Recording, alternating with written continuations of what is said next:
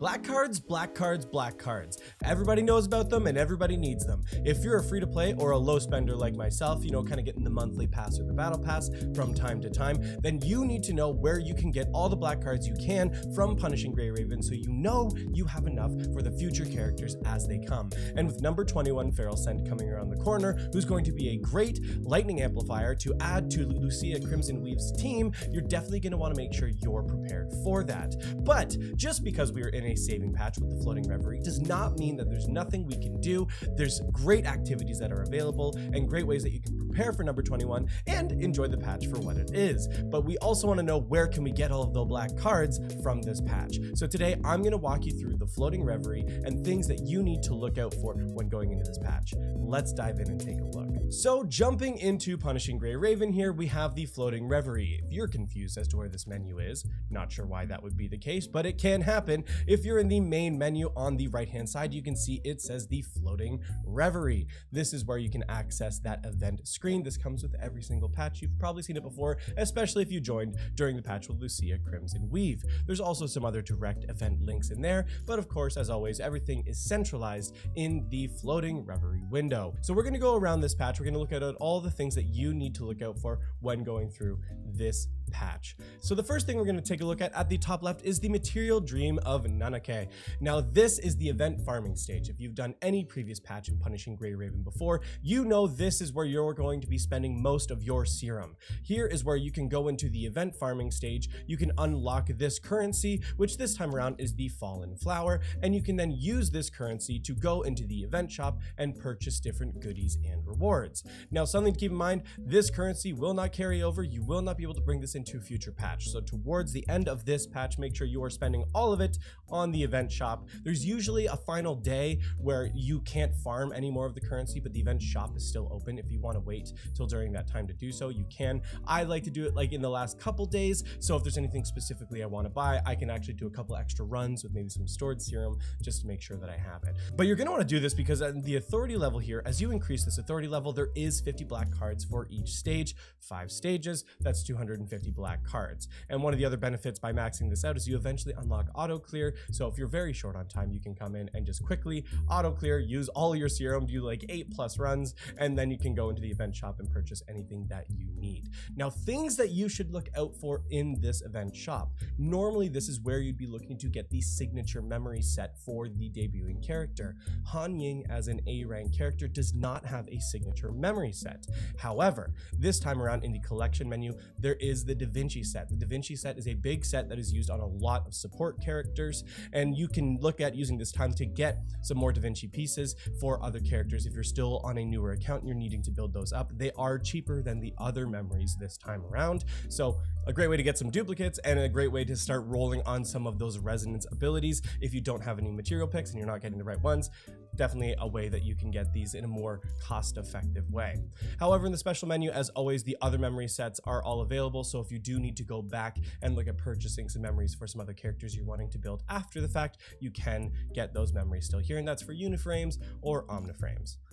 In the limited menu here, though, something to keep an eye out for is the Inverse Shard of Zitherwoe. This is where you don't even actually have to pull on Han Ying this time around to get a singular copy of the new A-rank Omniframe. You can actually just farm from the event stage here, come in and get 30 of the shards and purchase those. It's pretty cheap and easy to get. The event's been going on for I think as of 2 days as of right now since it started, and I've already got enough that I could buy all 30 right now if I wanted to.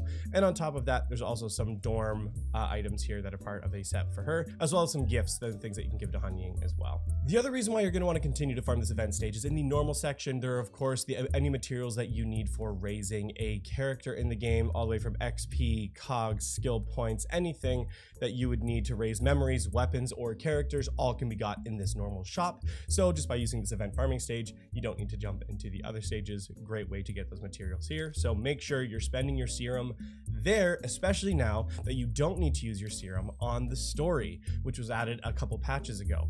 And in the story, we do have the new Floating Reverie patch that's available, and you can see there's going to be a bunch of new story stages to do, as well as some combat stages. And each of these combat stages, you can get 30 black cards. Now, we can do some little estimation here. You can get 3 stars per stage. There's 24 stars to get. That means there's going to be 8 combat stages on 30 black cards. Is 240 black cards total. A little bit short of a single pull, but definitely, you know, they start to add up in all the different places. Now, I will also say the Floating Reverie is something that is permanently added to the game, so you don't need to rush to do so unless you really want the black cards from it. So don't panic and think that you need to come and do the story right away or to sprint through it. You can just come in and do it at your own leisure, especially because you'll permanently unlock it. So don't worry about that. The next event that's behind my face currently is the Relax Skylark Night Song. This is a new minigame event where you're going to be navigating through mazes, doing some different trials with the characters. And here, I'm not going to get into the specifics of how to clear the event. That would take too long to cover all of those details. But if you see in here, there are up to 250 event construct R&D tickets, not black cards, but event construct R&D tickets, which is basically what you're using black cards on anyway for pulling new characters, as well as some other voucher exchange tokens. What are they called? Trade vouchers that you can use in the voucher exchange shop to get shards for other characters that have been added there, other materials. So definitely still a lot of value in clearing this event. So make sure, even if you don't love the event, make sure you're still coming in and clearing that out to get everything you need from it. Now we're going to talk we'll start off with talking about the events that are currently available, and then I'm going to go back and talk about the ones that are currently locked up. But the next event that is currently available is the Challenge System Shock. With each new patch, there is a boss stage that is added to the game, where when a new boss gets added, you're able to go through it in progressively harder stages, give the boss a fight, which is great for those of us who don't want to sprint through the story and you want to just kind of give us some trial runs for it. It's a lot of fun. And I will say though, in the challenge missions, if you do get up to 12 of these hexagons or stars, as you want, whatever you want to call them, there is 250 event construct R&D tickets you can get here, as well as I said before, more trade vouchers that are available. Now, usually if you've got a fairly invested account, you should be able to pretty easily get 3 stars in the first 3 stages each. That's going to bring you up to about 9 stars. You might even be able to get a full 3-star clear on the reverse stage, which would then give you all of the stars that you need for getting all the rewards. However, if you're still struggling with doing that, try and at least just target getting 2 stars on the reverse stage and then just at least clearing it on the hijack stage. That will still give you 12 total and still give you enough to get all of the rewards from this event. So make sure to go through and at least still get a full clear on that part of it. Now, the next thing we're going to take a look at is the character trial Homeward Dream. Now, normally I would recommend this stage be something that you try out on your own before deciding to pull on a character.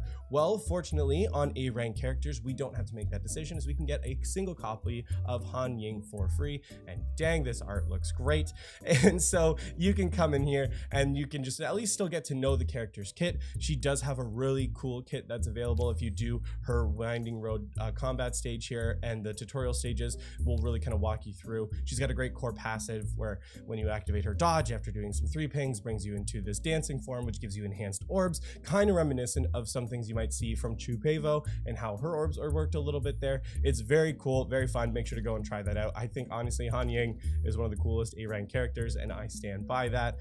She's fantastic. But after you clear the Winding Road tutorial stage, you do get the Spectral challenge here, and in here there are some rewards that you can get, where if you get the full 9-star clear, you can get some more event construct R&D tickets. Not a ton, but you know, they add up. It all adds up from all the different sources, so make sure you're going in and getting those out of there as well. Now, from this link of looking at her character page here, we can look at her file, which just kind of gives her some details. We can take a look at her coding and that being available in the shop.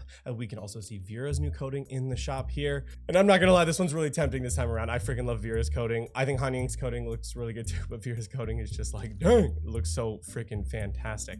However, it does also give you a quick link to obtain if you do want to pull on Han Ying. You can get her from the base banner here, the base member target event construct, not event, base target R&D here. You can go in and use the blue tickets on, which is great. So you know what? Let's test our luck a little bit. Let's just test. I got a lot of blue tickets here saved up. Let's just do it. Obviously, we're gonna get 1 for the pity, but can we get more than 1?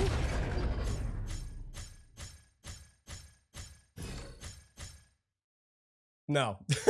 Well, there she is. And now we got 1. Just gonna jump back here real quick. Look at that, my Han Ying is already an S rank. See, she's an S rank character in my heart. Now, I did mention before that as an A rank unit, she does not have a signature memory set. However, despite being an A rank character, she does still have a signature weapon on the weapon research, target weapon research here. We can go in and select her fan, which is still only an 80% rate up in the 6-star pool. So this one, I'm definitely going to say, you know, kind of pull on your own discretion. You're dipping into your black cards here to pull on this. I don't know if it's super necessary. We're not going into a full in-depth breakdown of Han Ying here. However, with Elisa Echo on the horizon, which is a physical amplifier who unfortunately does kind of outpace Han Ying, at least from the physical team comp. She does enable the Kowloon comp. If you haven't looked into that, I definitely suggest checking out the Kowloon comp. Han Ying is a unique A-rank character that allows you to pair her with some uniframes, in this case being Pu Lao and Chu Peivo. You can combine them into a team with Han Ying, and then there's no negative drawbacks for mixing the omniframes and uniframes. So actually it is really cool that that is something that's available. It's a very unique thing to Han Ying. I'd like to see more combinations of that be added in the future. However, that's kind of like her niche set right now, is allowing the Kowloon comp, because from a purely physical standpoint, she does kind of get outscaled by the other S rank characters, but still, it's so unfortunate. She's so great. Moving on here. Over here is the character trial. So if you want to see Vera's coding in action, the one that I freaking love this coding, you can go in and try that out. However, it is still pretty costly to get it. So I'm not necessarily going to suggest that you buy it unless you got a lot of disposable income that you're willing to drop into it. The next thing is the Operation Uniframe. This is another specific Uniframe challenging game mode where you're going to come in, you're going to complete these 3 surrounding stages. When you complete these 3 surrounding stages and you get your score, you're going to go in and then complete this center stage, which is then going to get this currency, the Uni Power Module.